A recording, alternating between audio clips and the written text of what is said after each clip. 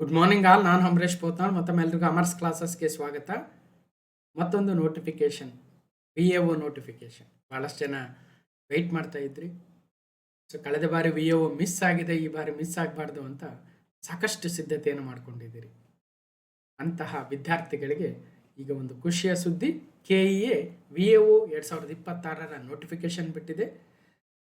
RPC ಅಥವಾ NHK ಭಾಗದಲ್ಲಿ 505 ಹುದ್ದೆಗಳು, ಸ್ಥಳೀಯ ವೃಂದ ಅಥವಾ HK ಭಾಗದಲ್ಲಿ 67 ಹುದ್ದೆಗಳಿದ್ದಾವೆ. ಸುಮಾರು 572 ಹುದ್ದೆಗಳ ಒಂದು ದೊಡ್ಡ ನೋಟಿಫಿಕೇಶನ್ ಅಂತಲೇ ಹೇಳ್ಬೋದು. ಹಾಗಾದರೆ ಈ ಒಂದು VAO ಪರೀಕ್ಷೆ 2024ರಲ್ಲಿ ಈಗ ಆಲ್ರೆಡಿ 1000 ಹುದ್ದೆಗಳಿಗೆ ನಡೆದಿತ್ತು. ಅದರ ಕ್ವಶನ್ ಪೇಪರ್ ಸಾಲ್ವ್ ಮಾಡಿದ್ವಿ. ಅದಕ್ಕೆ ಮುಂಚೆ ಸಾಕಷ್ಟು ವಿಡಿಯೋಗಳನ್ನು ಮಾಡಿಕೊಟ್ಟಿದ್ವಿ. ಸಾಕಷ್ಟು ಉಪಯೋಗ ಕೂಡ ಆಗಿತ್ತು. ಹಾಗಾದರೆ ಈ ಒಂದು ಕರ್ನಾಟಕ ಪರೀಕ್ಷಾ ಪ್ರಾಧಿಕಾರದ ವಿಲೇಜ್ ಅಡ್ಮಿನಿಸ್ಟ್ರೇಟಿವ್ ಆಫೀಸರ್ ಅಥವಾ ಗ್ರಾಮ ಆಡಳಿತಾಧಿಕಾರಿ ಹುದ್ದೆಗಳ ನೋಟಿಫಿಕೇಶನ್ನ ಡೀಟೇಲ್ಸನ್ನು ನೋಡ್ತಾ ಹೋಗೋಣ. ಏನು ಕ್ವಾಲಿಫಿಕೇಶನ್ ಇದೆ, ಏನು ಸಿಲೆಬಸ್ ಇದೆ, ಏನು ಸ್ಟ್ರಾಟಜಿ ಮಾಡ್ಕೋಬೇಕು. ಒಂದು ವಿಚಾರ ಏನಂದರೆ 2024ರ ಈ VAO ಹುದ್ದೆ ಏನಿತ್ತು ಅದರ ಪರೀಕ್ಷೆ ಅಂತಕ್ಕಂಥದ್ದು ಒಂದು ಅತ್ಯಂತ ಗುಣಮಟ್ಟದ, ಅದು 12ನೇ ತರಗತಿಯ ಕ್ವಾಲಿಫಿಕೇಶನ್ಗಿರ್ತಕ್ಕಂತಹ ಪರೀಕ್ಷೆಗಳಲ್ಲಿ ಅಥವಾ ಯಾವುದೇ ಡಿಗ್ರಿ ಪರೀಕ್ಷೆಗಳಲ್ಲಿ ಅಥವಾ KEA ನಡೆಸಿರ್ತಕ್ಕಂಥ ಸಾಕಷ್ಟು ನೂರಾರು ಪರೀಕ್ಷೆಗಳಲ್ಲಿ ಒಂದು ಅತ್ಯಂತ ಉತ್ತಮ ಗುಣಮಟ್ಟದ ಪೇಪರು, ಟಫ್ ಪೇಪರು ಮತ್ತು ಒಂದು ಬೆಂಚ್ ಮಾರ್ಕ್ ಪೇಪರ್ ಅಂದರೆ ಅದು VAO ಆಗಿತ್ತು. ಅದು ಪೇಪರ್ 1 ಆಗಿರಲಿ, ಪೇಪರ್ 2 ಆಗಿರಲಿ. ಹಾಗಾಗಿ ಆ ಎಲ್ಲ ವಿಚಾರಗಳನ್ನು ಇಲ್ಲಿ ಇವತ್ತು ತಿಳ್ಕೊಳ್ತಾ ಹೋಗೋಣ. ಬನ್ನಿ ಹಾಗಾದರೆ ಕ್ಲಾಸ್ ನಂಬರ್ 1177 KEA VAO 2026ರ ನೋಟಿಫಿಕೇಶನ್ನ ಡೀಟೇಲ್ಸನ್ನು ನೋಡ್ತಾ ಇದ್ವಿ. ಈ ಹಿಂದೆ ಕ್ಲಾಸ್ ನಂಬರ್ 486ರಲ್ಲಿ 1000 ಹುದ್ದೆಗಳ ವಿಲೇಜ್ ಅಕೌಂಟೆಂಟ್ ನೋಟಿಫಿಕೇಶನ್ 2024 ಕೂಡ ನೋಡಿದ್ವಿ. ಹಾಗಾದರೆ ನಾನು ಅಂಬರೀಶ್ ಪೋತ್ನಾಳ್. ಅಮರ್ಸ್ ಕ್ಲಾಸಸ್ ಅಂತಕ್ಕಂಥ ಯೂಟ್ಯೂಬ್ ಚಾನಲ್ ಇದೆ, ಜೊತೆಗೆ ಅಮರ್ಸ್ ಕ್ಲಾಸಸ್ ಅಂತಕ್ಕಂಥ ಟೆಲಿಗ್ರಾಮ್ ಚಾನಲ್ ಕೂಡ ಇದೆ. ಸೊ ಸಾಕಷ್ಟು ವಿದ್ಯಾರ್ಥಿಗಳು ಮೊದಲ ಬಾರಿಗೆ ಈ ಒಂದು ಸ್ಪರ್ಧಾತ್ಮಕ ಜಗತ್ತಿಗೆ ಕಾಲಿಟ್ಟಿರ್ತೀರ. ಈ ಸ್ಪರ್ಧಾತ್ಮಕ ಜಗತ್ತಿನಲ್ಲಿ ಒಬ್ಬ ಒಳ್ಳೆ ಗುರುವನ್ನು, ಒಬ್ಬ ಒಳ್ಳೆ ಮೆಂಟರನ್ನು ಆಯ್ಕೆ ಮಾಡ್ಕೊಳ್ತಕ್ಕಂಥದ್ದೇ ಒಂದು ಟಫೆಸ್ಟ್ ಕೆಲಸ ಇರುತ್ತೆ. ಹಾಗಾಗಿ ಇಲ್ಲಿ ಕಿರುಪರಿಚಯ ಇದೆ. ಈ ಕಿರುಪರಿಚಯವನ್ನು ನೋಡಿ ಯಾವ್ಯಾವ ಪರೀಕ್ಷೆಯನ್ನು ಪಾಸ್ ಮಾಡಿದ್ದೀವಿ, ಎಲ್ಲೆಲ್ಲಿ ಓದಿರ್ತಕ್ಕಂಥದ್ದು ಅಂತ. ಯಾಕಂದರೆ ಒಂದು ಕಾನ್ಫಿಡೆನ್ಸ್ ಬೂಸ್ಟ್ ಆಗಬೇಕು, ಒಂದು ಕಾನ್ಫಿಡೆನ್ಸ್ ಇರಬೇಕು. ಪಾಠವನ್ನು ಕೇಳಬೇಕಾದ್ರೆ ಹೌದು ನಾನು ಇವ್ರನ್ನ ಫಾಲೋ ಮಾಡ್ಬೋದು ಅಂತಕ್ಕಂಥ ಒಂದು ಕಾನ್ಫಿಡೆನ್ಸ್ ಇರಬೇಕು. ನಂತರ ಆ ಪಾಠವನ್ನು ಕೇಳಬೇಕು. ಆ ಪಾಠ ನಿಮ್ಗೆ ಇಷ್ಟ ಆದರೆ ಕಂಟಿನ್ಯೂ ಮಾಡಬೇಕು. ನಮ್ಮ ಚಾನಲಲ್ಲಿ ಸೊ ಅದು ಕರೆಂಟ್ ಅಫೇರ್ಸ್ ಆಗಿರಲಿ ಅಥವಾ ಜಿಯೋಗ್ರಫಿ ಆಗಿರಲಿ, history, polity, economics, budget, economic survey, ಕಂಪ್ಯೂಟರ್ನ ಕಂಪ್ಲೀಟ್ ಕೋರ್ಸ್ ಇದೆ. 98 ವಿಡಿಯೋಗಳ ಕೋರ್ಸ್ ಇದೆ. ಅದೇ ಥರ ಗ್ರೂಪ್ ಸಿ ಸಿಲೆಬಸ್ ಒಂದು ಎಕ್ಸ್ಟ್ರಾ ಇರತಕ್ಕಂಥದ್ದು ನಮ್ಮ VAO ಪರೀಕ್ಷೆಯಲ್ಲಿ. ಆ ಗ್ರೂಪ್ ಸಿಯಲ್ಲಿ ಒಂದು ಕಡೆ ಸಹಕಾರ ಸಂಘಗಳ ಬಗ್ಗೆ ಕೇಳ್ಬೋದು, ಅಥವಾ ಭೂ ಸುಧಾರಣೆಗಳ ಮೇಲೆ ಕೇಳ್ಬೋದು, ಅಥವಾ ಕರ್ನಾಟಕದ ಆಡಳಿತದಲ್ಲಿ ವಿಜ್ಞಾನ ಮತ್ತು ತಂತ್ರಜ್ಞಾನದ ಪಾತ್ರ ಅಂತ ಬರ್ಬೋದು, ಅಥವಾ ಪರಿಸರ ಸಂಬಂಧಿ ಸಮಸ್ಯೆಗಳು ಇರ್ಬೋದು, ಅಥವಾ ಇನ್ನಿತರ ವಿಚಾರಗಳು, ಪಂಚಾಯತ್ ರಾಜ್ನಂತಹವು. ಹೀಗೆ ಆ ಎಲ್ಲ ವಿಶೇಷ ಸಿಲೆಬಸ್ ಮೇಲೆ ಕೂಡ ಒಂದು ಸಪ್ರೇಟ್ ಕೋರ್ಸೇ ಇದೆ. ಸುಮಾರು 30ಕ್ಕೂ ಹೆಚ್ಚಿನ ವಿಡಿಯೋಗಳಿರಬೇಕು, ಹೋಗಿ ನೋಡಿ.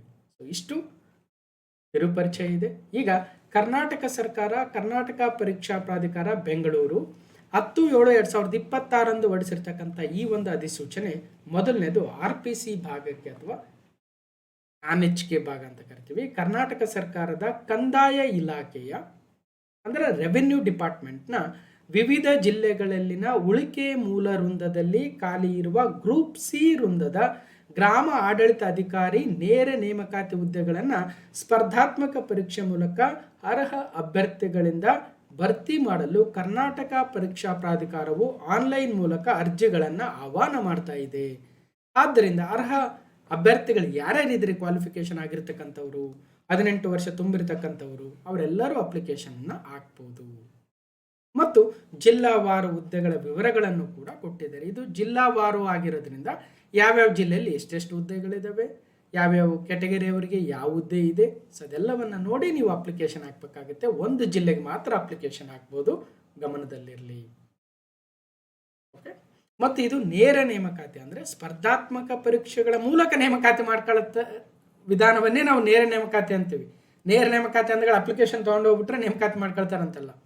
ಓಕೆ, ಕನ್ಫ್ಯೂಸ್ ಆಗುತ್ತೆ ಫಸ್ಟ್ ಈ ಫೀಲ್ಡಿಗೆ ಬಂದಾಗ, ಅದಕ್ಕೋಸ್ಕರ. ಓಕೆ. ಇನ್ನು ಬೆಂಗಳೂರು ನಗರದಲ್ಲಿ 20 ಹುದ್ದೆಗಳಿದ್ದಾವೆ. ಬೆಂಗಳೂರು ಗ್ರಾಮಾಂತರದಲ್ಲಿ 29, ಚಿತ್ರದುರ್ಗ 15, ಚಿಕ್ಕಬಳ್ಳಾಪುರ 21, ತುಮಕೂರಲ್ಲಿ ಹೈಯೆಸ್ಟ್ ಇದೆ, 50 ಇದೆ. ತುಮಕೂರಲ್ಲಿ 50, ಅದೇ ಥರ ಮಂಡ್ಯದಲ್ಲಿ 50 ಇದಾವೆ. ಇನ್ನು ಶಿವಮೊಗ್ಗದಲ್ಲಿ 18 ಇದೆ, ಕೋಲಾರದಲ್ಲಿ 22 ಇದ್ದಾವೆ, ಬೆಂಗಳೂರು ದಕ್ಷಿಣ 30, ಮೈಸೂರಲ್ಲಿ 45 ಇದ್ದಾವೆ, ಮಂಡ್ಯ ನೋಡಿದೀವಿ 50 ಇದ್ದಾವೆ, ಹಾಸನದಲ್ಲಿ 35, ಉಡುಪಿ ಜಿಲ್ಲೆಯಲ್ಲಿ 10 ಹುದ್ದೆಗಳಿದ್ದಾವೆ, ದಕ್ಷಿಣ ಕನ್ನಡ 20, ಚಾಮರಾಜನಗರ 31, ಚಿಕ್ಕಮಗಳೂರು 10, ಬೆಳಗಾವಿಯಲ್ಲಿ 48, ಬಾಗಲಕೋಟೆ 16, ಗದಗ 14, ಹಾವೇರಿ 15, ಬೀದರಲ್ಲಿ 4 ಮತ್ತು ರಾಯಚೂರಿನಲ್ಲಿ NaN-HK ಭಾಗಕ್ಕೆ 2 ಹುದ್ದೆಗಳನ್ನು ಮೀಸಲಿರಿಸಲಾಗಿದೆ. ಒಟ್ಟು ಹುದ್ದೆಗಳ ಸಂಖ್ಯೆ 505. ಇದು NaN-HK ಅಥವಾ RPC ಅಥವಾ ಉಳಿಕೆ ಮೂಲ ವೃಂದದಲ್ಲಿ. ಯಾವ್ಯಾವ ಜಿಲ್ಲೆ ಎಷ್ಟೆಷ್ಟು ನೋಡಿ, ನಿಮ್ಮ ಅನುಕೂಲಕ್ಕೆ ತಕ್ಕಂತೆ ನಿಮ್ಮ ಅಪ್ಲಿಕೇಶನ್ನ ಯಾವ ಜಿಲ್ಲೆಗೆ ಹಾಕಬೇಕು, ಅದಕ್ಕೆ ಬೇರೆ ಕ್ರೈಟೀರಿಯಾ ಇರುತ್ತೆ. ನಿಮ್ಮ ಮನಸ್ಥಿತಿ, ನಿಮ್ಮ ಕ್ಯಾಟಗರಿಗೆ ಇರತಕ್ಕಂಥ ಹುದ್ದೆಗಳು ಎಷ್ಟಿದ್ದಾವೆ. ಓಕೆ, ಒಂದು ವೇಳೆ ಮಹಿಳೆಯರಾಗಿದ್ದರೆ ಮಹಿಳೆಯರಿಗೆ ವಿಮೆನ್ ಮೀಸಲಾತಿ ಎಲ್ಲಿದೆ ಅಲ್ವಾ, ರೂರಲ್ ಸರ್ಟಿಫಿಕೇಟ್ ಇದ್ದರೆ ರೂರಲಲ್ಲಿ ಎಲ್ಲಿ ಹೆಚ್ಚಿಗಿದ್ದಾವೆ, ಅವೆಲ್ಲ ನೀವು ಥಿಂಕ್ ಮಾಡಿ ಅಪ್ಲಿಕೇಶನ್ ಹಾಕಿ. ಇನ್ನು KK ಭಾಗದ notification same day. Kalyana Karnataka ಸ್ಥಳೀಯ ವೃಂದದಲ್ಲಿ ಖಾಲಿ ಇರುವ ಗ್ರೂಪ್ C ವೃಂದದ ಗ್ರಾಮ ಆಡಳಿತಾಧಿಕಾರಿ ಹುದ್ದೆ. ಇಲ್ಲಿ ಕೇವಲ ಕಲಬುರಗಿಯಲ್ಲಿ, ಬೀದರ್, ರಾಯಚೂರು 3 ಜಿಲ್ಲೆಯಲ್ಲಿ ಮಾತ್ರ ಖಾಲಿ ಇದ್ದಾವೆ. ಸೊ ಕಲಬುರಗಿಯಲ್ಲಿ 40 ಪೋಸ್ಟ್, ಬೀದರಲ್ಲಿ 17, ರಾಯಚೂರಲ್ಲಿ 10. ಇನ್ನು ಉಳಿದಿರ್ತಕ್ಕಂಥ ಜಿಲ್ಲೆಗಳಲ್ಲಿ ಇಲ್ಲ, ಅನ್ನಂಗೆ ಖಾಲಿ ಇಲ್ಲ. ಒಟ್ಟು 67 ಹುದ್ದೆಗಳು. ಒಟ್ಟು 505 ಪ್ಲಸ್ 67, 572 ಹುದ್ದೆಗಳ ಒಂದು ದೊಡ್ಡ ನೋಟಿಫಿಕೇಶನ್ ಅಂತಲೇ ಹೇಳ್ಬೋದು.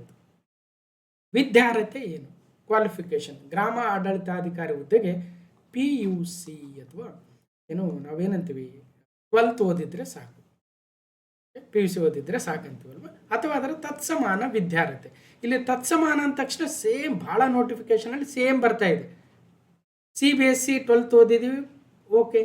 ICSE 12th ಓದಿದ್ದೀವಿ, ಬರಿಬೋದು. ಅಥವಾ ಇತರೆ ರಾಜ್ಯ ಸರ್ಕಾರದ ಪರೀಕ್ಷಾ ಮಂಡಳಿಗಳಿಂದ ನಡೆಸುವ ಕ್ಲಾಸ್ 12, ಆಂಧ್ರ ಪ್ರದೇಶ, ತಮಿಳುನಾಡು, ಅಲ್ಲೂ 12ನೇ ಕ್ಲಾಸ್ ಪಾಸ್ ಆಗಿವಿ, ಬರಿಬೋದು. ಮತ್ತು NIOS ನಡೆಸುವ ಯಾವುದೋ ಒಂದು ಕೋರ್ಸ್ ಇದೆ ಅಂತ ಅದನ್ನು ಪಾಸ್ ಆಗಿರ್ಬೋದು. ITI ಮಾಡಿದೀವಿ ಸರ್ ಅಂತ ಭಾಳ ಜನ ಕೇಳ್ತಾ ಇರ್ತಾರೆ. You are eligible, but problem ಏನಂದರೆ NIOS ಇಂದ ಒಂದು ಭಾಷಾ ಕೋರ್ಸ್ ಅಥವಾ ಮತ್ತು ಒಂದು ಶೈಕ್ಷಣಿಕ ವಿಷಯದಲ್ಲಿ ಏನೋ ಒಂದು ಪರೀಕ್ಷೆಯನ್ನು ಬರೆದು ಪಾಸ್ ಆಗಿರ್ಬೇಕಂತ ಅದು ಏನಿದೆ ನೀವು ಹೋಗಿ ವಿಚಾರ ಸ್ವಲ್ಪ. ಅದ್ರ ಜೊತೆಗೆ ಡಿಪ್ಲೊಮಾ ಆಗಿರ್ತಕ್ಕಂಥವ್ರಿಗೂ ಕೂಡ ಅವಕಾಶವನ್ನು ಕೊಡಲಾಗಿದೆ. ಇಷ್ಟು ನೋಟಿಫಿಕೇಶನ್ ಫುಲ್ ಓದಿ. ನಾ ಇಲ್ಲಿ ನೋಟಿಫಿಕೇಶನಲ್ಲಿ ಏನೇನು ಕೊಟ್ಟಿದ್ದಾರೆ ಎಲ್ಲ ಹೈಲೈಟ್ ಮಾಡಿ ಕೊಟ್ಟಿದ್ದೀನಿ. ಇನ್ನು ಈ ಎಲ್ಲ ವಿದ್ಯಾರ್ಥಿಗಳನ್ನು ಹೊಂದಿರಬೇಕು. ಇಲ್ಲ ನಾವು ಇನ್ನು PUC ಪಾಸ್ ಆಗಿಲ್ಲ ಅಥವಾ ಈ ಕೊಟ್ಟಿರ್ತಕ್ಕಂಥ ಕ್ವಾಲಿಫಿಕೇಷನಲ್ಲಿ ಎಲಿಜಿಬಲ್ ಇಲ್ಲ ಅಂದರೆ ನೀವು ಅಪ್ಲಿಕೇಶನ್ ಹಾಕಿದರೂ ಕೂಡ ಅವ್ರ ಮುಂದೆ ಕನ್ಸಿಡರ್ ಮಾಡಲ್ಲ ಅಷ್ಟೇ. ಮತ್ತು ಇನ್ನೊಂದು ಗಮನಿಸಬೇಕು, ಕೊನೆಯ ದಿನಾಂಕ ಏನಿರುತ್ತೆ ಅಪ್ಲಿಕೇಶನ್ ಹಾಕೋಕ್ಕೆ, ಆ ಒಂದು ದಿನಾಂಕದ ಒಳಗಡೆನೇ ಈ ಕ್ವಾಲಿಫಿಕೇಷನ್ ಆಗಿರಬೇಕು, ಆ ಡಾಕ್ಯುಮೆಂಟ್ಗಳು ರೆಡಿ ಮಾಡ್ಕೊಂಡಿರಬೇಕು. ಸೊ ಅದೊಂದು ಗಮನಿಸ್ತಾ ಹೋಗಿ ನೀವು. ಇನ್ನು ವಯೋಮಿತಿ ಮಿನಿಮಮ್ 18 ವರ್ಷ ಆಗಿರಲೇಬೇಕು. ಇಲ್ಲ ಸರ್ ನಾನು PUC ಮುಗಿಸಿದ್ದೀನಿ, 17 ಇದೆ, 17ವರೆ ಇದೆ, ನಡೆಯಲ್ಲ. 18 ವರ್ಷ ಆಗಿರಲೇಬೇಕು ಮಿನಿಮಮ್ಮು. ಗರಿಷ್ಠ ವಯೋಮಿತಿಗೆ 5 ವರ್ಷಗಳ ಸಡಿಲಿಕೆ ಕೊಟ್ಟಿದ್ರಲ್ವ, ಆ ಸಡಿಲಿಕೆಯಂತೆ ಸಾಮಾನ್ಯ ಅಭ್ಯರ್ಥಿಗಳಿಗೆ GM ಕ್ಯಾಂಡಿಡೇಟ್ಸ್ಗೆ 40 ವರ್ಷ ಗರಿಷ್ಠ ವಯೋಮಿತಿ, 2A 2B 3A 3B ಅಭ್ಯರ್ಥಿಗಳಿಗೆ 43, SC ST ಕ್ಯಾಟಗರಿ 1 45 ವರ್ಷ. ಸೊ ಭಾಳ ಜನ ಈಗ ಅಪ್ಲಿಕೇಶನನ್ನು ಹಾಕ್ಬೋದು. ಹಾಗಾಗಿ ಹಿಂದೆ VAO ಬರೆದವರು 10 ವರ್ಷದಿಂದ ಎಕ್ಸಾಮ್ ಬರೆದವರು ಕೂಡ ಈಗ ಮತ್ತೊಮ್ಮೆ ತಮ್ಮ ಲಕ್ ಚೆಕ್ ಮಾಡ್ತಾರೆ. ಹಾಗಾಗಿ ಕಾಂಪಿಟೇಷನ್ ಹೆಚ್ಚಿಗೆ ಆಗುತ್ತೆ. ಕರ್ನಾಟಕದ ಯಾವುದೇ ಒಂದು ಹುದ್ದೆಗೆ ಅತಿ ಹೆಚ್ಚು ಅಪ್ಲಿಕೇಶನ್ ಬಂದಿದ್ದು ಅಂದರೆ ಅದು VAOಗೆ ಆಗಿತ್ತು ಕಳೆದ ಬಾರಿ. ಈ ಬಾರಿ ಕೂಡ ಇನ್ನೂ ಹೆಚ್ಚಿನ ಅಪ್ಲಿಕೇಶನ್ನ ಎಕ್ಸ್ಪೆಕ್ಟ್ ಮಾಡ್ಬೋದು. ಕ್ವಾಲಿಟಿ ಪೇಪರ್ ಕೂಡ ಎಕ್ಸ್ಪೆಕ್ಟ್ ಮಾಡ್ಬೋದು. ಇನ್ನು ಅದೇ ರೀತಿ ಇನ್ನಷ್ಟು ವಯೋಮಿತಿಯನ್ನು ಬೇರೆ ಬೇರೆಯವರಿಗೆ ಕೊಟ್ಟಿದ್ದಾರೆ. ಮಾಜಿ ಸೈನಿಕರಾಗಿದ್ದರೆ ಎಷ್ಟು, ಅಥವಾ ನ್ಯಾಷನಲ್ ಕ್ರೆಡಿಟ್ ಕಾರ್ಪ್ಸ್ ಅಥವಾ NCC ಮಾಡಿದರೆ ಎಷ್ಟು, ವಿಶೇಷ ಚೇತನ ಅಭ್ಯರ್ಥಿಗಳಿಗೆ 10 ವರ್ಷ, ವಿಧವೆಯಾಗಿದ್ದಲ್ಲಿ 10 ವರ್ಷ, ಜೀತ ಕಾರ್ಮಿಕರಾಗಿದ್ದಲ್ಲಿ 10 ವರ್ಷ, ಹೀಗೆ ಒಂದಷ್ಟು ಸಡಿಲಿಕೆಗಳಿದ್ದಾವೆ. ನಿಮಗೊಂದು ವೇಳೆ ಅನ್ವಯ ಆಗಂಗಿದ್ರೆ ನೀವೇ ನೋಟಿಫಿಕೇಶನ್ ಡೀಟೇಲ್ ಆಗಿ ಓದಬೇಕು. ಇಲ್ಲಿ ಜನರಲ್ ಆಗಿರ್ತಕ್ಕಂಥವು ಮಾತ್ರ ಹೇಳಬಲ್ಲೆವು ನಾವು. ಓಕೆ, ಒಂದು ಜಿಲ್ಲೆಗೆ ಮಾತ್ರ ಅರ್ಜಿಯನ್ನು ಸಲ್ಲಿಸಬೇಕು, ಒಂದಕ್ಕಿಂತ ಹೆಚ್ಚು ಜಿಲ್ಲೆಗಳಿಗೆ ಅರ್ಜಿ ಸಲ್ಲಿಸಲು ಅವಕಾಶ ಇರುವುದಿಲ್ಲ. ಆನ್ಲೈನ್ ಮುಖಾಂತರ ಅರ್ಜಿ ಸಲ್ಲಿಸಲು ಇವತ್ತಿಂದ ಅಂದರೆ 11/7/2026 ಸ್ಟಾರ್ಟ್ ಆಗುತ್ತೆ. ಒಂದು ತಿಂಗಳು, ಆಲ್ಮೋಸ್ಟ್ ಒಂದು ತಿಂಗಳಲ್ಲ, ಈ ಸಲ ಭಾಳ ಕಡಿಮೆ ಕೊಟ್ಟಿದ್ದಾರೆ. ಜಸ್ಟ್ 20 ಡೇಸ್ ಕೊಟ್ಟಿದ್ದಾರೆ. 37/2026 ಈ ತಿಂಗಳ 30ಕ್ಕೆ ಅರ್ಜಿ ಸಲ್ಲಿಸಲು ಕೊನೆಯ ದಿನಾಂಕ. ಅರ್ಥ ಮಾಡ್ಕೊಳ್ರಿ. ಶುಲ್ಕವನ್ನು ಪಾವತಿ ಮಾಡಲು ಕೊನೆಯ ದಿನಾಂಕ ಒಂದಿನ ಎಕ್ಸ್ಟ್ರಾ ಕೊಡ್ತಾರೆ. ಕಾಯಂ ಪೂರ್ವ ಅವಧಿ ಮತ್ತು ವೇತನ ಶ್ರೇಣಿ ಏನಂದ್ರೆ ಪ್ರೊಬೇಷನರಿ ಪೀರಿಯಡ್ 2 ವರ್ಷ ಆದಮೇಲೆ ಪ್ರೊಬೇಷನರಿ ಕ್ಲಿಯರ್ ಆಗುತ್ತೆ. ಇನ್ನು ವೇತನ ಶ್ರೇಣಿ ಬೇಸಿಕ್ಗೆ 34,100 ಇದೆ. ಇನ್ನು NPS ಅಪ್ಲೈ ಆಗುತ್ತೆ. ಓಕೆ. ಇನ್ನು ಫೀಸ್ ಎಷ್ಟು ಅಂದರೆ 750 ರೂಪಾಯಿ ಸಾಮಾನ್ಯ ಅಭ್ಯರ್ಥಿಗಳಿಗೆ 2A 2B 3A 3B ಅವರಿಗೆ ಸೇರಿದಂತೆ. SC/ST ಕ್ಯಾಟಗರಿ 1 ಅವರಿಗೆ 500 ರೂಪಾಯಿ, ವಿಶೇಷ ಚೇತನ ಅಭ್ಯರ್ಥಿಗಳಿಗೆ 250 ರೂಪಾಯಿ ಏನು ಶುಲ್ಕ ಇದೆ, ಅದು ಪಾವತಿಸಿ ನೀವು ಅರ್ಜಿಯನ್ನು ಸಲ್ಲಿಸಬಹುದು. ಇನ್ನು ಪರೀಕ್ಷಾ ದಿನಾಂಕ, ಕನ್ನಡ ಭಾಷಾ ಪರೀಕ್ಷಾ ದಿನಾಂಕ ಇನ್ನೂ ಘೋಷಣೆ ಮಾಡಿಲ್ಲ. ಪತ್ರಿಕೆ 1 ಏನಿದೆ ಪೇಪರ್ವನ್ನು ನಾನ್ HK ಭಾಗದವ್ರಿಗೆ ಅಕ್ಟೋಬರ್ 4 ಬೆಳಗ್ಗೆ 10:30 ಇಂದ 12:30 2 ಗಂಟೆಗಳ ಪೇಪರ್ 1. ಪೇಪರ್ 2 ಅದೇ 4/10/2026 ಮಧ್ಯಾಹ್ನ 2:30 ಇಂದ 4:30 2 ಗಂಟೆಗಳ ಪರೀಕ್ಷೆ. ಸ್ಪರ್ಧಾತ್ಮಕ ಪರೀಕ್ಷಾ ವಿಧಾನ OMR ಆಫ್ಲೈನ್ ಇರುತ್ತೆ. ಕೇಂದ್ರ ಮುಂದಿನ ದಿನಗಳಲ್ಲಿ ಹೇಳ್ತಾರೆ ಯಾವ ಜಿಲ್ಲೆಯಲ್ಲಿ ಎಲ್ಲಿ ಯಾವ ಕೇಂದ್ರದಲ್ಲಿ ಪರೀಕ್ಷೆ ನಡೆಸ್ತೀವಂತ.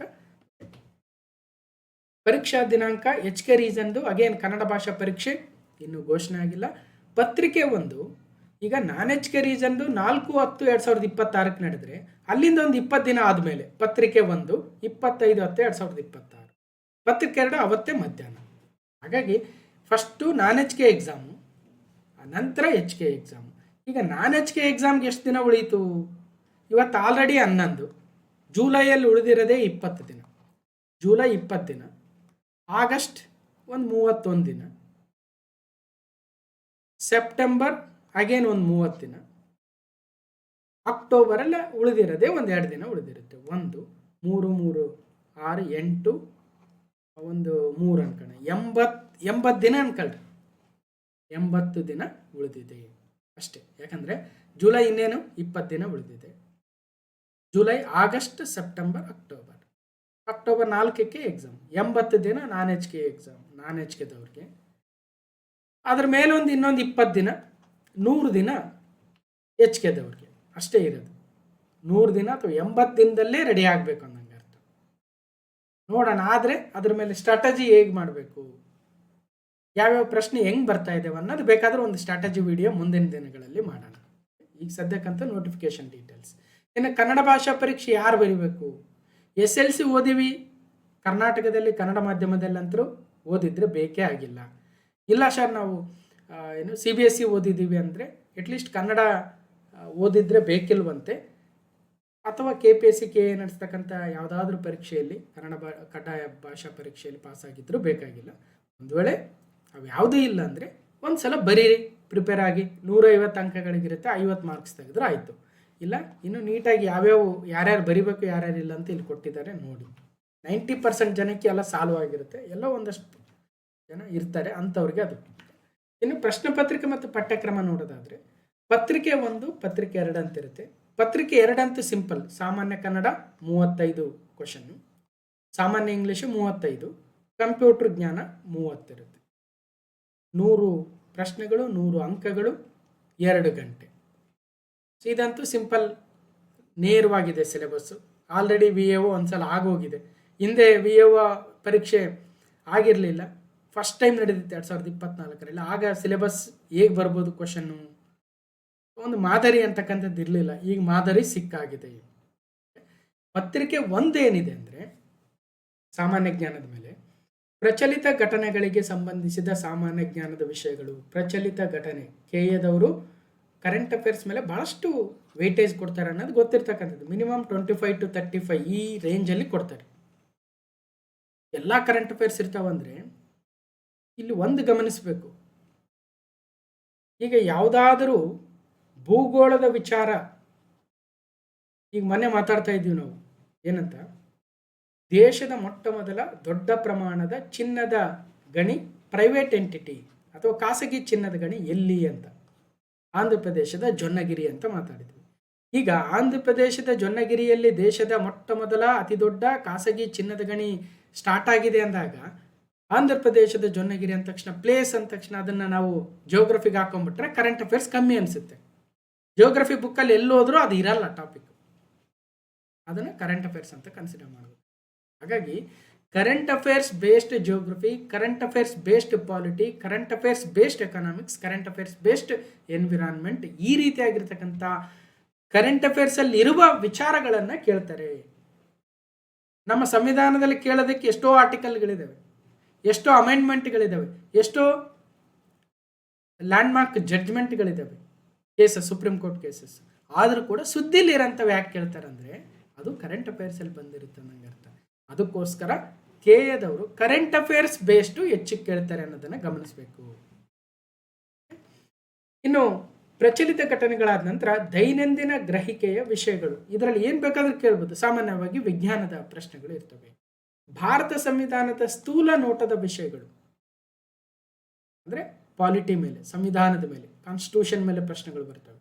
ವಿಶೇಷವಾಗಿ ಕರ್ನಾಟಕಕ್ಕೆ ಸಂಬಂಧಿಸಿದ ಭಾರತದ ಇತಿಹಾಸ, ಅದಕ್ಕೋಸ್ಕರ 12ನೇ ತರಗತಿ ಬುಕ್ ಇದೆ, ಸೆಕೆಂಡ್ PUC 12th, ಕರ್ನಾಟಕದ ಭಾರತದ ಇತಿಹಾಸ ಕರ್ನಾಟಕಕ್ಕೆ ಸಂಬಂಧಿಸಿದಂತೆ ಅಂತ ಇದೆ. ಅದನ್ನು ನೋಡಿ. ಇನ್ನು ಈ ಕರ್ನಾಟಕಕ್ಕೆ ಸಂಬಂಧಿಸಿದಂತೆ ಭಾರತದ ಭೂಗೋಳದ ವಿಷಯಗಳು, ಹೌದ್ರಿ ಭಾರತದ ಭೂಗೋಳನೇ, ಬಟ್ ಕರ್ನಾಟಕಕ್ಕೆ ಸಂಬಂಧಿಸಿದಂತೆ ಹೆಚ್ಚಿಗೆ ಕೇಳ್ತಾರೆ.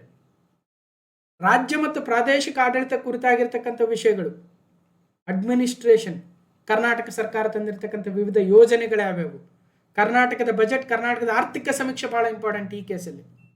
ರಾಜ್ಯ ಮತ್ತು ಪ್ರಾದೇಶಿಕ ಆಡಳಿತ ಕುರಿತಾಗಿರ್ತಕ್ಕಂಥ ವಿಷಯಗಳು, 2 ವರ್ಷದ ಬಜೆಟ್, 2 ವರ್ಷದ ಕರೆಂಟ್ ಎಕನಾಮಿಕ್ಸ್ ಸರ್ವೆ ಓದಿ ರೆಡಿ ಇಟ್ಕೋಬೇಕು. ಇಲ್ಲ ಸರ್ ಎಕನಾಮಿಕ್ಸ್ ಸರ್ವೆ ಬಜೆಟ್ ಎಲ್ಲ ಯಾರು ಓದ್ತಾರೆ ಅನ್ನಂಗಿದ್ರೆ ಅದು ನಿಮ್ಮ ಕಷ್ಟ, ನಿಮ್ಮ ನಷ್ಟ, ನಿಮ್ಮ ಖುಷಿ. ಯಾವನೋ ಓದ್ತಾನೆ, ಇರೋದು 505 ಪೋಸ್ಟ್ ಇದ್ದಾವೆ, ಈ ಕಡೆ 67 ಇದ್ದಾವೆ, ಲಕ್ಷಾಂತರ ಅಭ್ಯರ್ಥಿಗಳು ಬರೀತಾರೆ. ಯಾರು ಕಷ್ಟಪಡ್ತಾರೆ, ಯಾರು ಪ್ರಯತ್ನ ಮಾಡ್ತಾರೆ, ಯಾರು ಶ್ರಮ ಹಾಕಿರ್ತಾರೆ ಅವ್ನು ಪಾಸ್ ಆಗ್ತಾನೆ. ನನಗೆ ಅದಾಗಲ್ಲ, ಇದಾಗಲ್ಲ, ಇದು ಮಾಡೋಕ್ಕಾಗಲ್ಲ ನನ್ನ ಕೈಲಿ, ಅದು ದೊಡ್ಡದು, ಇದು ಕಷ್ಟ, ಇದು 1 hour ಇದೆ ವಿಡಿಯೋ, ಇದನ್ನು ಕೇಳ್ಬೇಕಾ, ಇವರು ಭಾಳ ಎಕ್ಸ್ಪ್ಲೇನ್ ಮಾಡ್ತಾರೆ, ಅದು ನಿಮ್ಮ ಕಷ್ಟ ನಷ್ಟ. ಇವತ್ತು ಹೆಂಗಾಗಿದೆ ಅಂದರೆ ಯಾರಾದರೂ ಬಂದು ಪಾಠ ಮಾಡ್ರಿ ಚೆನ್ನಾಗಿ, ಯಾರಾದರೂ ಹೇಳ್ರಿ ಅನ್ನೋ ಲೆಕ್ಕಕ್ಕೆ ಬಂದು ಹೋಗಿದೆ ಪರಿಸ್ಥಿತಿ. ಅರ್ಥ ಮಾಡ್ಕೊಳ್ರಿ. ಓಕೆ. ಇನ್ನು ಜಿ ಏನು ಹೇಳ್ತಾ ಇದೆ, ಗ್ರಾಮೀಣಾಭಿವೃದ್ಧಿ ಪಂಚಾಯತ್ ರಾಜ್ ಸಂಸ್ಥೆಗಳು, ಗ್ರಾಮೀಣಾಭಿವೃದ್ಧಿ ರೂರಲ್ ಡೆವಲಪ್ಮೆಂಟು ಮತ್ತು ಪಂಚಾಯತ್ ರಾಜ್ ವ್ಯವಸ್ಥೆ, ಇದ್ರ ಮೇಲೆ ಪ್ರಶ್ನೆಗಳು ಬರ್ತವೆ. ಗ್ರಾಮೀಣ ಸಹಕಾರ ಸಂಸ್ಥೆಗಳು, ಕೋಆಪರೇಟಿವ್ ಸೊಸೈಟಿ ಮೇಲೆ ಪ್ರಶ್ನೆಗಳು ಬರ್ತವೆ. ಹೀಗೆ ಗ್ರಾಮೀಣಾಭಿವೃದ್ಧಿ, ಪಂಚಾಯತ್ ರಾಜ್ ಸಂಸ್ಥೆಗಳು ಮತ್ತು ಗ್ರಾಮೀಣ ಸಹಕಾರ ಸಂಸ್ಥೆಗಳಿಗೆ ಸಂಬಂಧಿಸಿದ ಉಪಕ್ರಮಗಳನ್ನು ಒಳಗೊಂಡಂತೆ ಕರ್ನಾಟಕದ ಆರ್ಥಿಕತೆಯ ಅಭಿವೃದ್ಧಿ ಕುರಿತಾಗಿರ್ತಕ್ಕಂಥ ವಿಷಯಗಳು. ಅಗೇನ್ ಎಕನಾಮಿಕ್ ಸರ್ವೆ ಬರ್ತಾ ಇದೆ ಇಲ್ಲ, ಆರ್ಥಿಕ ಸಮೀಕ್ಷೆ. ಆರ್ಥಿಕ ಸಮೀಕ್ಷೆಯಲ್ಲಿ ಗ್ರಾಮೀಣಾಭಿವೃದ್ಧಿಗೆ ಒಂದು ಚಾಪ್ಟರ್ ಇದೆ, ನಗರಾಭಿವೃದ್ಧಿಗೆ ಒಂದು ಚಾಪ್ಟರ್ ಇದೆ. ಓಕೆ. ಹಾಗೆ ಪಂಚಾಯತ್ ರಾಜ್ ವ್ಯವಸ್ಥೆ ಮೇಲೆ ಒಂದಷ್ಟು ವಿಚಾರಗಳು ಬರ್ತವೆ. ಸೊ ಅದಕ್ಕೋಸ್ಕರ ಆರ್ಥಿಕ ಸಮೀಕ್ಷೆ ಅಂತಕ್ಕಂಥದ್ದು ಒಂದು ದೊಡ್ಡ ಸರ್ಕಾರದ ಅಧಿಕೃತ ದಾಖಲೆ, ಅದನ್ನು ಓದಲೇಬೇಕು ಸ್ಪರ್ಧಾತ್ಮಕ ಪರೀಕ್ಷೆ ವಿಷಯಗಳು. ವಿದ್ಯಾರ್ಥಿಗಳು ನಿಮ್ಗೆ ಓದೋಕ್ಕಾಗದೆ ಹೋದ ನಾವೇ ವಿಡಿಯೋ ಮಾಡಿ ಕೊಟ್ಟಿದ್ದೀವಿ ನೋಡಿ. ಇನ್ನು ಹೆಚ್ಚಲ್ಲಿ ಕೊನೆಯಲ್ಲಿ ಕರ್ನಾಟಕದ ಪರಿಸರ ಸಂಬಂಧಿ ಸಮಸ್ಯೆಗಳು ಮತ್ತು ಅಭಿವೃದ್ಧಿ ಕುರಿತಾಗಿರ್ತಕ್ಕಂಥ ವಿಷಯಗಳು. ಹೀಗೆ ಎನ್ವಿರಾನ್ಮೆಂಟಲ್ ಇಶ್ಯೂಸ್ ಏನಿದೆ ಕರ್ನಾಟಕದಲ್ಲಿ, ಯಾವ ಯೋಜನೆ, ನೀರಾವರಿ ಯೋಜನೆ ಯಾವುದಿದೆ, ಅಥವಾ ಇನ್ನೊಂದು ಯಾವುದೋ ಏನು ಬೇರೆ ಸಾಕಷ್ಟು ಕರೆಂಟ್ ಅಫೇರ್ಸಲ್ಲಿರ್ತಕ್ಕಂಥ ವಿಚಾರಗಳಿರ್ತವೆ, ಅದನ್ನು ನೋಡಿ. ಇನ್ನು 100 ಪ್ರಶ್ನೆ, 100 ಮಾರ್ಕ್ಸು, 2 ಗಂಟೆ. ಹೀಗೆ ಪೇಪರ್ 1, ಪೇಪರ್ 2 2 ಪೇಪರ್ ಇರ್ತವೆ. ಎರಡಕ್ಕೂ ಅಷ್ಟೇ ವೇಟೇಜ್ ಕೊಡಿ, ಎರಡಕ್ಕೂ ಅಷ್ಟೇ ಎಫರ್ಟ್ ಹಾಕಿ ಓದಿ. ಕಾಂಪಿಟೇಷನ್ ಅಂತ ಹೆಚ್ಚಿಗಿದ್ದೇ ಇದೆ, ನಮ್ಮ ಪ್ರಯತ್ನವಂತೂ ನಿಲ್ಲಿಸಬಾರ್ದು.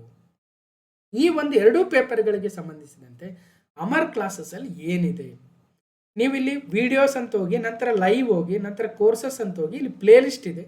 ಪ್ಲೇ ಲಿಸ್ಟ್ ಆಗಲಿ ಕೋರ್ಸಸ್ ಆಗಲಿ, ಇಲ್ಲಿ ಕ್ಲಿಕ್ ಮಾಡಿದ್ರೆ ನಿಮಗೆ ಯಾವ್ಯಾವ ಪ್ಲೇ ಲಿಸ್ಟ್ ಇದ್ದಾವೆ, ಯಾವ ಕೋರ್ಸ್ ಇದಾವೆ ಅಂತ ಗೊತ್ತಾಗುತ್ತೆ. ಇಲ್ಲ ವಿಡಿಯೋಸ್ ಹೋದರೆ ನಾವು ಕ್ಲಾಸ್ ನಂಬರ್ 1177, 1176, 75, 74 ಅಂತ ಸೀರಿಯಲ್ ಆಗಿ ಸಿಗ್ತವೆ. ಇಲ್ಲ ಪರ್ಟಿಕ್ಯುಲರ್ ನಮಗೆ ಕಂಪ್ಯೂಟ್ರೇ ಬೇಕು ಅಂದರೆ ಇಲ್ಲಿ ಸಪ್ರೇಟಾಗಿ ಕಂಪ್ಯೂಟ್ರದೇ ಒಂದು ಪ್ಲೇ ಲಿಸ್ಟ್ ಇದೆ. ಸೊ ಎಲ್ಲಿದೆ ನೋಡೋಣ, ಕಂಪ್ಯೂಟರ್ ಪ್ಲೇ ಲಿಸ್ಟ್ ಇಲ್ಲಿದೆ. ಕಂಪ್ಯೂಟರ್ ಕೋರ್ಸ್ ಅಂತಿದೆ, ಇದರಲ್ಲಿ 98 ವಿಡಿಯೋಗಳಿದ್ದಾವೆ. BAOದಲ್ಲಿ ಬಂದಂತಹ 30 ಕಂಪ್ಯೂಟರ್ ಪ್ರಶ್ನೆಗಳು ಇದರಲ್ಲಿದ್ದಾವೆ. ಅಥವಾ KEA KPSC ನಡೆಸಿರ್ತಕ್ಕಂತಹ ಸಾಕಷ್ಟು ಕಮ್ಯುನಿಕೇಷನ್ ಪೇಪರ್ಗಳ 30 ಪ್ರಶ್ನೆಗಳನ್ನು ಸಾಲ್ವ್ ಮಾಡಿರೋವಿದ್ದಾವೆ. ಮತ್ತು ಚಾಪ್ಟರ್ ವೈಸ್ ಆಪರೇಟಿಂಗ್ ಸಿಸ್ಟಮ್ ಮೇಲೇ ಒಂದು ವಿಡಿಯೋ, ಡೇಟಾಬೇಸ್ ಮೇಲೇ ಒಂದು ವಿಡಿಯೋ, ಅಥವಾ ಕಂಪ್ಯೂಟರ್ ನೆಟ್ವರ್ಕ್ಸ್ ಮೇಲೇ ವಿಡಿಯೋ, ಅಥವಾ ಹಾರ್ಡ್ವೇರ್ ಮೇಲೆ, ಸಾಫ್ಟ್ವೇರ್ಸ್ ಮೇಲೆ, ಪ್ರೋಗ್ರಾಮಿಂಗ್ ಲ್ಯಾಂಗ್ವೇಜ್ ಮೇಲೆ ಹೀಗೆ ಸಾಕಷ್ಟು ವಿಡಿಯೋಗಳಿದ್ದಾವೆ. ಹೋಗಿ ಆ ಕೋರ್ಸನ್ನು ನೋಡಿ, ನಿಮಗೆ ಈ ಒಂದು ಪಾರ್ಟಿಗೆ ಯೂಸ್ ಆಗುತ್ತೆ. ಕಂಪ್ಯೂಟರ್ ಜ್ಞಾನ. ಇನ್ನು ಸಾಮಾನ್ಯ ಇಂಗ್ಲೀಷ್ ಮೇಲೆ ಪಾಠ ಮಾಡಿಲ್ಲ, ಭಾಳ ಜನ ಕೇಳ್ತಾ ಇದ್ರಿ. ಸೊ ಮಾಡೋಕ್ಕಾಗಿಲ್ಲ, ನೋಡೋಣ. ಆದರೆ 1, 2, 4, 5 ವಿಡಿಯೋ ಯಾವುದಾದ್ರೂ ಭಾಳ ಇಂಪಾರ್ಟೆಂಟ್ ಟಾಪಿಕ್ ಇದ್ದರೆ ಮಾಡಿಕೊಡೋಣ. ಇನ್ನು ಸಾಮಾನ್ಯ ಕನ್ನಡಕ್ಕೆ ಸಂಬಂಧಿಸಿದಂತೆ ಈಗ ಆಲ್ರೆಡಿ ಜ್ಞಾನಪೀಠ ಪ್ರಶಸ್ತಿ ವಿಜೇತರು, ಪಂಪ ಪ್ರಶಸ್ತಿ ವಿಜೇತರು, ಕೇಂದ್ರ ಸಾಹಿತ್ಯ ಅಕಾಡೆಮಿ ಪ್ರಶಸ್ತಿ ವಿಜೇತರ ಮೇಲೆ ಎಲ್ಲ ವಿಜೇತರ ಕಂಪ್ಲೀಟ್ ಡೀಟೇಲ್ಸನ್ನು ಮಾಡಿದ್ದೇನೆ. ಸೊ ಅದು ಸಾಮಾನ್ಯ ಕನ್ನಡಕ್ಕೆ ಯೂಸ್ ಆಗುತ್ತೆ. ಹೋಗಿ ನೋಡಿ ಅವರ ಕೃತಿಗಳು, ಅವರಿಗೆ ಸಂದಿರ್ತಕ್ಕಂಥ ಪ್ರಶಸ್ತಿಗಳು, ಅವರ ಪ್ರಮುಖ ಕಾವ್ಯಗಳು, ಕಾವ್ಯನಾಮ, ಅವರ ಹುಟ್ಟಿದ ಪ್ಲೇಸ್ ಯಾವುದು, ಅವರ ವಿಶೇಷತೆಗಳೇನು, ಹೀಗೆ ಎಲ್ಲ ಡೀಟೇಲ್ಸನ್ನು ಮಾತಾಡಿದೆ. ಅದು ಸಾಮಾನ್ಯ ಕನ್ನಡಕ್ಕೆ ಯೂಸ್ ಆಗುತ್ತೆ. ಇನ್ನು ಜಿ ಕೆ ಪೇಪರಿಗೆ ಬಂದರೆ, ಜಿ ಕೆ ಪೇಪರಲ್ಲಿ ನೋಡಿ ಕನ್ನಡದಲ್ಲಿ 7 ವಿಡಿಯೋ ಇದ್ದಾವೆ ನೋಡಿ. ಇನ್ನು ಜಿ ಕೆ ಪೇಪರಲ್ಲಿ ಬಜೆಟ್ ಆ್ಯಂಡ್ ಎಕನಾಮಿಕ್ ಸರ್ವೆ ಈಗ ಆಲ್ರೆಡಿ 25 ವಿಡಿಯೋ ಮಾಡಿದ್ದೀವಿ. 2026ರ ಬಜೆಟ್ ಆ್ಯಂಡ್ ಎಕನಾಮಿಕ್ ಸರ್ವೆ, ಆರ್ಥಿಕ ಸಮೀಕ್ಷೆ ಕರ್ನಾಟಕದ್ದು ಈಗ ಆಲ್ರೆಡಿ 6 ಚಾಪ್ಟರ್ ಮುಗಿದು 7ನೇ ಚಾಪ್ಟರ್ ನಿನ್ನೆ ಪಾರ್ಟ್ 1 ಮಾಡಿದ್ದೀನಿ. ಪಾರ್ಟ್ 2 ಮಾಡ್ಬೇಕು ಇವತ್ತು. ಅದೇ ಥರ ಕರ್ನಾಟಕದ ಬಜೆಟ್ ಕಂಪ್ಲೀಟ್ ಇದೆ, ಕರ್ನಾಟಕದ ಭಾರತದ ಬಜೆಟ್ ಕೂಡ ಕಂಪ್ಲೀಟ್ ಇದೆ. ಇಲ್ಲ ಸರ್ ನಮಗೆ 2025ರ ಬಜೆಟ್ ಎಕನಾಮಿಕ್ ಸರ್ವೆ ಬೇಕು ಅಂದರೆ ಅದು ಕೂಡ ಇದೆ. 2025ರ ಬಜೆಟ್ ಆ್ಯಂಡ್ ಎಕನಾಮಿಕ್ ಸರ್ವೆ ಎಲ್ಲಿದೆ ನೋಡಿ, ಅದರ 2025 budget and economic survey both ನಮ್ಮ ಯಾವುದು ಇಂಡಿಯಾ ಆ್ಯಂಡ್ ಕರ್ನಾಟಕ ಎರಡೂ ಇದೆ. ಅದ್ರ ಜೊತೆಗೆ ನೆಕ್ಸ್ಟು ಕರೆಂಟ್ ಅಫೇರ್ಸ್, ಪ್ರತಿ ತಿಂಗಳ ಕರೆಂಟ್ ಅಫೇರ್ಸ್ ಕಂಟಿನ್ಯೂಸ್ ಆಗಿ ಮಾಡ್ತಾ ಇದ್ದೀವಿ. ಈಗ ಆಲ್ರೆಡಿ 2026ರಲ್ಲಿ ಜುಲೈ ಪಾರ್ಟ್ 3 ಕೂಡ ಆಗಿದೆ. ಇನ್ನು ಗ್ರೂಪ್ ಸಿ ಎಕ್ಸ್ಟ್ರಾ ಸಿಲೆಬಸ್ ಹೇಳ್ತಾ ಇದ್ವಿ, ಇದರಲ್ಲಿ ಆಲ್ರೆಡಿ 72 ವಿಡಿಯೋ ಇದ್ದಾವೆ. ಇನ್ನು 2025 ಕರೆಂಟ್ ಅಫೇರ್ಸ್ ನೋಡಬೇಕು, 244 ವಿಡಿಯೋ ಇದೆ, ಹೋಗಿ ನೋಡಿ. ಇನ್ನು KEA, KPSC, KSP ನಡೆಸುವ ಎಲ್ಲ ಪ್ರತಿಯೊಂದು ಪ್ರಶ್ನೆ ಪತ್ರಿಕೆಯ ಒಂದೊಂದ್ಸಲ ಕ್ವಾಲಿಟಿ, ಹಿಸ್ಟ್ರಿ, ಜಿಯೋಗ್ರಫಿ ಎಲ್ಲ ಸಾಲ್ವ್ ಮಾಡಿರ್ತೀವಿ, ಒಂದೊಂದ್ಸಲ ಆಗಿರಲ್ಲ. ಅಟ್ಲೀಸ್ಟ್ ಕರೆಂಟ್ ಅಫೇರ್ಸ್ ಆದರೂ ಸಾಲ್ವ್ ಮಾಡಿರ್ತೀವಿ. 178 ವಿಡಿಯೋ ಇದ್ದಾವೆ ನೋಡಿ. ಸೈನ್ಸ್ ಆ್ಯಂಡ್ ಟೆಕ್ನಾಲಜಿ ಮೇಲೆ 25 ವಿಡಿಯೋ ಇದೆ, ಇಂಡಿಯನ್ ಪಾಲಿಟಿ ಮೇಲೆ 45 ಇದೆ, ಹಿಸ್ಟ್ರಿ ಮೇಲೆ 14 ವಿಡಿಯೋ ಇದೆ, ಇಂಡಿಯನ್ ಎಕಾನಮಿ ಮೇಲೆ 99 ವಿಡಿಯೋ ಇದೆ. ಕೆಲವೊಂದು ಮಿಕ್ಸ್ ಆಗಿರ್ತವೆ, ಆ ಕಡೆ ಈ ಕಡೆ ಬಂದಿರ್ಬೋದು. ಇನ್ನು ಜಿಯೋಗ್ರಫಿ ಮೇಲೆ 65 ಟಾಪಿಕ್ಸ್ ಇದ್ದಾವೆ, ಕರ್ನಾಟಕದ ಜಿಯೋಗ್ರಫಿ ಕಂಪ್ಲೀಟ್ ಇದೆ ನೋಡಿ. ಸೊ ಇಷ್ಟು, ಮತ್ತು ಎನ್ವಿರಾನ್ಮೆಂಟ್ ಎಕಾಲಜಿ ಮೇಲೆ ಕೂಡ ಒಂದಷ್ಟು ವಿಡಿಯೋ ಇದ್ದಾವೆ, ನೋಡಿ ಅಂತ ಹೇಳ್ತಾ. VAO 2024ರ ಪರೀಕ್ಷೆ, ಅದರಲ್ಲಿ 30 ಕರೆಂಟ್ ಅಫೇರ್ಸ್ ಬಂದಿದ್ವು. ಆ ಒಂದು ಕರೆಂಟ್ ಅಫೇರ್ಸ್ಗಳನ್ನು ನಾವು 30 ಕಂಪ್ಯೂಟರ್ ಪ್ರಶ್ನೆ, ಕರೆಕ್ಟು, 37 ಕರೆಂಟ್ ಅಫೇರ್ಸ್, 30 ಕಂಪ್ಯೂಟರ್ ಪ್ರಶ್ನೆಗಳನ್ನು ಕ್ಲಾಸ್ ನಂಬರ್ 674ಅಲ್ಲಿ, 37 ಕರೆಂಟ್ ಅಫೇರ್ಸ್ ಪ್ರಶ್ನೆಗಳನ್ನು ಕ್ಲಾಸ್ ನಂಬರ್ 675ಅಲ್ಲಿ ಪಾರ್ಟ್ 1, ಕ್ಲಾಸ್ ನಂಬರ್ 676ಅಲ್ಲಿ ಪಾರ್ಟ್ 2, 37 ಕರೆಂಟ್ ಅಫೇರ್ಸ್. ಅದೇ VAO ಎಕ್ಸಾಮ್ 2024ರ polity, static GK, geography, environment ಒಟ್ಟು 16 ಪ್ರಶ್ನೆ ಸೇರಿ ಕ್ಲಾಸ್ ನಂಬರ್ 677ಅಲ್ಲಿ. ಇದೇ VAOದ 21 ಇತಿಹಾಸದ ಪ್ರಶ್ನೆಗಳನ್ನು ಕ್ಲಾಸ್ ನಂಬರ್ 678ಅಲ್ಲಿ ಮಾತಾಡಿದ್ವಿ. ನೋಡಿ ಇಲ್ಲೇ 21, 16, 21, 16, 37, 30 ಎಷ್ಟು ಪ್ರಶ್ನೆ ಆದವು ನೀವೇ ನೋಡಿ. 2 ಪೇಪರ್ ಸೇರಿ ಸುಮಾರು ಕ್ವಶನ್ಗಳನ್ನ ಸಾಲ್ವ್ ಮಾಡಿದ್ದೀವಿ ವಿತ್ ವಿಡಿಯೋ ಮುಖಾಂತರ, ಬರೀ ಕೀ ಆನ್ಸರ್ ಹೇಳಿರೋದಲ್ಲ ನೋಡಿ. ಇನ್ನು ಕರ್ನಾಟಕದ ಪರಿಣಾಮಕಾರಿ ಆಡಳಿತಕ್ಕಾಗಿ ವಿಜ್ಞಾನ ಮತ್ತು ತಂತ್ರಜ್ಞಾನದ ಪಾತ್ರದ ಕುರಿತಾಗಿರ್ತಕ್ಕಂಥ ವಿಷಯಗಳ ಮೇಲೆ 4 ಪಾರ್ಟಲ್ಲಿ, ಅಂದರೆ ವಿಜ್ಞಾನ ಮತ್ತು ತಂತ್ರಜ್ಞಾನ ಯಾವ ಇಲಾಖೆಯಲ್ಲಿ ಯಾವ ಸಾಫ್ಟ್ವೇರ್ ತಂದಿದ್ದಾರೆ, ಯಾವ ಪೋರ್ಟಲ್ ತಂದಿದ್ದಾರೆ, ಯಾವ ಆ್ಯಪ್ ತಂದಿದ್ದಾರೆ ಅಲ್ವಾ, ಅವೆಲ್ಲವುಗಳನ್ನು 4 ತರಗತಿಗಳಲ್ಲಿ ಗ್ರೂಪ್ ಸಿ ಎಕ್ಸ್ಟ್ರಾ ಸಿಲೆಬಸ್. ಅದೇ ಥರ ಕರ್ನಾಟಕದ ಪರಿಸರ ಸಂಬಂಧಿ ಸಮಸ್ಯೆಗಳು ಮತ್ತು ಅಭಿವೃದ್ಧಿ ಕುರಿತಾಗಿರ್ತಕ್ಕಂಥ ವಿಷಯಗಳು, topics on environmental issues and development in Karnataka, again 4 part. ನಂತರ ಗ್ರಾಮೀಣಾಭಿವೃದ್ಧಿ, ರೂರಲ್ ಡೆವಲಪ್ಮೆಂಟ್ ಮೇಲೆ 3 ಪಾರ್ಟು, ಮಿನಿಮಮ್ 3 ಅವರ್ ಮಾತಾಡಿರ್ತೀವಿ. ಕ್ಲಾಸ್ ನಂಬರ್ಗಳು ಇಲ್ಲಿದ್ದಾವೆ ನೋಡಿ, ಅಥವಾ ಗ್ರೂಪ್ ಸಿ ಎಕ್ಸ್ಟ್ರಾ ಸಿಲೆಬಸ್ ಇದೆಯಲ್ಲ ಆ ಕೋರ್ಸ್ ತಗೊಳ್ಳಿ. ಸಹಕಾರ ಸಂಘಗಳ ಮೇಲೆ 5 ವಿಡಿಯೋ, ಸಹಕಾರ ಸಂಘಗಳ ಮೇಲೆ, ಕೋಆಪರೇಟಿವ್ಸ್ ಮೇಲೆ, ಮೊದಲನೇ ಭಾಗದಲ್ಲಿ, 2ನೇ ಭಾಗ, 3, 4. ಓಕೆ. ಇನ್ನು ಭೂ ಸುಧಾರಣೆಗಳ ಮೇಲೆ ಅಗೇನ್ 4 ವಿಡಿಯೋ, ಭೂ ಸುಧಾರಣೆಗಳು. ಇನ್ನು ಸೋಷಿಯಾಲಜಿ ಮೇಲೆ ಇದೆ, ಇಲ್ಲೇ ಕೊಟ್ಟಿಲ್ಲ ಅನ್ಸುತ್ತೆ ನಾನು. ಸೋಷಿಯಾಲಜಿ ಮೇಲೆ ಅಗೇನ್ 3-4 ವಿಡಿಯೋ ಮಾಡಿದ್ದೀನಿ. ಅದೇ ಥರ ಕರ್ನಾಟಕದ ಜಿಯೋಗ್ರಫಿ ಆಲ್ಮೋಸ್ಟ್ ಇಂಪಾರ್ಟೆಂಟ್ ಟಾಪಿಕ್ಸ್ ಎಲ್ಲ ಕವರ್ ಆಗಿಬಿಟ್ಟಿದೆ. ಕ್ಲಾಸ್ ನಂಬರ್ 1032ಅಲ್ಲಿ ಕರ್ನಾಟಕದ ಕರಾವಳಿ ಪಾರ್ಟ್ 1 ಬಂದರುಗಳು, ports with live Google maps ಹೇಳಿದ್ದೀನಿ. ಕ್ಲಾಸ್ ನಂಬರ್ 1035 ಕರ್ನಾಟಕದ ಕರಾವಳಿ ಪಾರ್ಟ್ 2 ಪಶ್ಚಿಮ ಅಭಿಮುಖವಾಗಿರ್ತಕ್ಕಂಥ ನದಿಗಳು. ಕ್ಲಾಸ್ ನಂಬರ್ 1036 ಕರ್ನಾಟಕದ ಕರಾವಳಿ ಪಾರ್ಟ್ 3 ಕರ್ನಾಟಕದ ಕಡಲ ತೀರಗಳು ಮತ್ತು ಅಳಿವೆಗಳು, ಅಂದರೆ ಬೀಚಸ್ ಅಂಡ್ ಈಸ್ಚರೀಸ್ ಆಫ್ ಕರ್ನಾಟಕ. ಅದೇ ಥರ ಪಾರ್ಟ್ 4 ಕರ್ನಾಟಕದ ದ್ವೀಪಗಳು ಮತ್ತು ಚಾಚು ಭೂಮಿಗಳು ಅಥವಾ ಟೋಂಬಲುಗಳು, ಐಲ್ಯಾಂಡ್ಸ್ ಆ್ಯಂಡ್ ಟೋಂಬಲೋಸ್ ಆಫ್ ಕರ್ನಾಟಕ. ನೋಡಿ, ಭಾಳ ಯೂಸ್ ಆಗುತ್ತೆ. ಅದೇ ಥರ ಭೂಗೋಳದ ಕರ್ನಾಟಕದ ಪರಿಚಯದ ಬಗ್ಗೆ ಇದೆ, ಕರ್ನಾಟಕದ ಭೂ ಸ್ವರೂಪಗಳು, ವಾಯುಗುಣದ ಬಗ್ಗೆ ಇದೆ. ಕ್ಲಾಸ್ ನಂಬರ್ 27 ಅತ್ಯುನ್ನತ ಶಿಖರಗಳು, ಪ್ರಮುಖ ದ್ವೀಪಗಳು, ಪ್ರಮುಖ ಘಾಟಿಗಳು, ವಿವಿಧ ಬಂದರುಗಳು, ಕರ್ನಾಟಕದ ನದಿಗಳ ವ್ಯವಸ್ಥೆ ಬಗ್ಗೆ 2 ವಿಡಿಯೋ ಇದೆ. ಅದೇ ಥರ ಕರ್ನಾಟಕದ ಪ್ರಮುಖ ಅಣೆಕಟ್ಟುಗಳು, ಜಲಾಶಯಗಳಿದೆ, ಪ್ರಮುಖ ಜಲಪಾತಗಳಿದ್ದಾವೆ, ಪ್ರಮುಖ ಮಣ್ಣಿನ ವಿಧಗಳು, ಕರ್ನಾಟಕದ ಸ್ವಾಭಾವಿಕ ಸಸ್ಯವರ್ಗ ಮತ್ತು ಅರಣ್ಯ. ಹೀಗೆ ಕಂಪ್ಲೀಟಾಗಿ ಕರ್ನಾಟಕದ ಜಿಯೋಗ್ರಫಿ ಇಂಪಾರ್ಟೆಂಟ್ ಟಾಪಿಕ್ಸ್ ಎಲ್ಲ ಕವರ್ ಆಗಿದೆ. ನೋಡಿ, ಇವತ್ತಿಂದ ಸ್ಟಾರ್ಟ್ ಮಾಡಿದ್ರು ಬೇಕಾದಷ್ಟು ನೋಡ್ಬೋದು. ನೀವೇ ಓದಿದರೆ ಟೈಮ್ ವೇಸ್ಟ್ ಆಗುತ್ತೆ ರೀ. ಆಲ್ರೆಡಿ ನಾವೆಲ್ಲ ಎಫರ್ಟ್ ಹಾಕಿ ತಂದಿರೋದನ್ನು ನೋಡಿದರೆ ಟೈಮ್ ಸೇವ್ ಆಗುತ್ತೆ, ಅರ್ಥ ಮಾಡ್ಕೊಂಡ್ರೆ. ಇನ್ನು ಕರೆಂಟ್ ಅಫೇರ್ಸ್ ಬಂದರೆ 2025 ಕಂಪ್ಲೀಟ್ ಇದೆ, 2024 ಇದೆ, 2026 ಇದೆ. 26 ಈಗ ಆಲ್ರೆಡಿ ಜೂಲೈಗೆ ಬಂದಿದ್ದೀವಿ, 3 ಪಾರ್ಟ್ ಮುಗಿದಿದೆ. ಜೂನಲ್ಲಿ 13 ಪಾರ್ಟ್, ಮೇಯಲ್ಲಿ 9 ಪಾರ್ಟ್, ಏಪ್ರಿಲಲ್ಲಿ 9 ಪಾರ್ಟ್, ಮಾರ್ಚಲ್ಲಿ 8, ಫೆಬ್ರವರಿಲಿ 8, ಜನವರಿಲಿ 9. ಕರ್ನಾಟಕದ ಬಜೆಟ್ 6 ಪಾರ್ಟು, 7 ಗಂಟೆ ಡಿಸ್ಕಷನ್. ಅದೇ ಥರ ಭಾರತದ ಬಜೆಟ್ 4 ಪಾರ್ಟು, 4.5 ಗಂಟೆ ಡಿಸ್ಕಷನ್. ಕರ್ನಾಟಕದ ಆರ್ಥಿಕ ಸಮೀಕ್ಷೆಗೆ ಆಲ್ರೆಡಿ 7ನೇ ಚಾಪ್ಟರ್ ನಡೀತಾ ಇದೆ. ಸೊ ನಿಮ್ಮ ಪರೀಕ್ಷೆ ಆಗೋದ್ರೊಳಗಡೆ ಇದೇ ತಿಂಗಳು ಆಲ್ಮೋಸ್ಟು ಮುಗಿಸುವ ಪ್ರಯತ್ನ ಇದೆ. ಇನ್ನು ಸ್ಪೆಷಲ್ ವೀಡಿಯೋಸ್ ಅಂತೂ ಸಾಕಷ್ಟು ಇದ್ದಾವೆ. ಇದರ ಪಟ್ಟಿ ಕೊಟ್ಟಿದ್ದೀನಿ, ಇದರ PDF ಅನ್ನು ಕೂಡ ಕೊಡ್ತೀನಿ. ಸೊ ನೋಡಿ, ಯೂಸ್ ಮಾಡ್ಕೊಳ್ರಿ. ಸಾಕಷ್ಟು ಯೂಸ್ ಆಗ್ತಕ್ಕಂಥ ವೀಡಿಯೋಸ್ ಇದ್ದಾವೆ. ಮತ್ತೆ ನಾನು ಎಲ್ಲವನ್ನ ಹೇಳಿ ತೋರಿಸ್ತಕ್ಕಂಥ ಅವಶ್ಯಕತೆ ಇಲ್ಲ ಅಂತ ಭಾವಿಸ್ತೀನಿ. ಇಷ್ಟು ಹೇಳ್ತಾ, ಇನ್ನು ಕಂಪ್ಯೂಟರ್ ಮೇಲೆ ಸಪ್ರೇಟು ಕೋರ್ಸೇ ಇದೆ, ನೋಡಿ ಯೂಸ್ ಮಾಡ್ಕೊಳ್ರಿ ಅಂತ ಹೇಳ್ತಾ, ಸೊ ಇಲ್ಲಿ ನಮ್ಮ ಟೀಮ್ಗೆ ಬೆಂಬಲವನ್ನು ನೀಡಲಿ. ನೀವು ಡೈಮಂಡ್ ಕ್ಲಾಸ್ಗೆ ಜಾಯ್ನ್ ಆಗೋ ಮೂಲಕ ಎಲ್ಲ 1400 ವೀಡಿಯೋಗಳನ್ನು ಕೂಡ ನೋಡ್ಬೋದು. 1400 ವೀಡಿಯೋಗಳು ಡೈಮಂಡ್ ಕ್ಲಾಸಲ್ಲಿ ಸಿಗ್ತವೆ. 30 ಡೇಸ್ವರೆಗೂ ಬರ್ತವೆ. 30 ಡೇಸ್ವರೆಗೂ ಅಂದರೆ 1 ದಿನ ಸಬ್ಸ್ಕ್ರಿಪ್ಷನ್ ತೊಗೊಂಡ್ರೆ ಅಲ್ಲಿಂದ 30 ಡೇಸ್ವರೆಗೂ, ಯಾವತ್ತು ತೊಗೊಳ್ತೀರಾ ಅಲ್ಲಿಂದ 30 ಡೇಸು. ಎಲ್ಲ 1400 ವೀಡಿಯೋಸ್ ಕೂಡ ವಿಜಿಬಲ್ ಆಗ್ತವೆ, ವೀವ್ ಆಗ್ತವೆ. ಮತ್ತು PDFಗಳು current affairs, budget, economic survey PDF ಸಿಗ್ತವೆ. ಬೇರೆ ವಿಡಿಯೋಸ್ PDF ಸಿಗಲ್ಲ. ಇನ್ನೊಂದಿದೆ ಗೋಲ್ಡ್ ಕ್ಲಾಸ್ ಅಂತ. ಈ ಗೋಲ್ಡ್ ಕ್ಲಾಸಲ್ಲಿ ಅದು ಕೂಡ 30 ಡೇಸೇ ಬರ್ತವೆ. 30 ಡೇಸೇ, ಯಾಕಂದರೆ ಯೂಟ್ಯೂಬ್ ಸೆಟಪ್ ಆಗಿದೆ ಪರ್ ಮಂತ್ ಅಂತ. ಈ 30 ಡೇಸಲ್ಲಿ ಗೋಲ್ಡ್ ಕ್ಲಾಸಲ್ಲಿ ನೀವು ಯಾವತ್ತು ತಗೊಳ್ತೀರಾ ಅಲ್ಲಿಂದ ಹಿಂದಿನ 2 ತಿಂಗಳ ಕರೆಂಟ್ ಅಫೇರ್ಸ್ಗಳನ್ನು ಮಾತ್ರ ವಿಸಿಬಲ್ ಆಗ್ತವೆ. ಇವತ್ತು ತೆಗೆದುಕೊಂಡ್ರೆ July current affairs, June current affairs visible ಆಗ್ತವೆ. ಈಗ ಸದ್ಯ ಇನ್ನು ಜುಲೈ ಮಿಡ್ಲಲ್ಲಿ ಇದೀವಲ್ಲ, ಹಾಗಾಗಿ ಮೇ ಕೂಡ ಅವೈಲೇಬಲ್ ಇದೆ. ಅಟ್ಲೀಸ್ಟ್ ಜೂನ್ ಮೇ ಅಂತ ಅಂದ್ಕೊಂಡ್ರೆ. ಇಲ್ಲ ಸರ್, ನಾನು ಬಜೆಟ್ ನೋಡಬೇಕು, ಎಕನಾಮಿಕ್ ಸರ್ವೆ ನೋಡಬೇಕು ಅಂದರೆ ನೀವು ಗೋಲ್ಡ್ ಕ್ಲಾಸ್ ತೊಗೊಂಡ್ರೆ ಬರಲ್ಲ, ಡೈಮಂಡ್ ಕ್ಲಾಸೇ ತೊಗೋಬೇಕು. ನಾವು ಕಂಪ್ಯೂಟರ್ ನೋಡಬೇಕು, ಡೈಮಂಡ್ ಕ್ಲಾಸೇ ತೊಗೋಬೇಕು. ನಾವು PYQ ನೋಡಬೇಕು, ಡೈಮಂಡ್ ಕ್ಲಾಸೇ ತೊಗೋಬೇಕು. ಇಲ್ಲ ಸರ್, ನಾವು ಈಗ ಆಲ್ರೆಡಿ 4-5 ತಿಂಗಳು ಡೈಮಂಡ್ ಕ್ಲಾಸ್ ತೊಗೊಂಡು ಎಲ್ಲ ನೋಡಿಬಿಟ್ಟಿದ್ದೀವಿ, ನಮಗೆ ಜಸ್ಟ್ ನೀವು ಏನು ಕರೆಂಟ್ ಅಫೇರ್ಸ್ ಮಾಡ್ತಿರಲ್ಲ ಪಾರ್ಟ್ 1 ಪಾರ್ಟ್ 2 ಅಂತ, ಅದು ಬರಬೇಕಷ್ಟೇ ನಮಗೆ, ಅಂದರೆ ಗೋಲ್ಡ್ ಕ್ಲಾಸ್ ತೊಗೊಳ್ರಿ. ಓಕೆ. ಇಲ್ಲ ಸರ್, ನಾವು ನೋಡ್ಬೇಕು ನಿಮ್ಮ ಕ್ಲಾಸ್ ಹೆಂಗಿದಾವೆ ಅನ್ನಂಗಿದ್ರೆ ಆಲ್ರೆಡಿ ಫ್ರೀ ಕ್ಲಾಸ್ ಬೇಕಾದಷ್ಟಿದ್ದೇವೆ ನೋಡಿ. ಇಲ್ಲ ಅಂದರೆ ಗೋಲ್ಡ್ ಕ್ಲಾಸ್ ತೊಗೊಳ್ಳಿ. ಗೋಲ್ಡ್ ಕ್ಲಾಸ್ ತೊಗೊಂಡ ನಂತರ ಅಲ್ಲಿ ಚೇಂಜ್ ಲೆವೆಲ್ ಅಂತ ಇರುತ್ತೆ, ಚೇಂಜ್ ಲೆವೆಲ್ ಮಾಡ್ಕೊಳ್ರಿ. ರಿಮೈನಿಂಗ್ ಅಮೌಂಟ್ ಮಾತ್ರ ಕಟ್ ಮಾಡ್ಕೊಳ್ತಾರೆ. ಓಕೆ. ಇನ್ನು ಉಳಿದಿರ್ತಕ್ಕಂಥ ಡೀಟೇಲ್ಸ್ ನೋಡೋದಾದರೆ, ಋಣಾತ್ಮಕ ಮೌಲ್ಯಮಾಪನ, ನೆಗೆಟಿವ್ ಮಾರ್ಕಿಂಗ್ ಇದ್ದೇ ಇದೆ.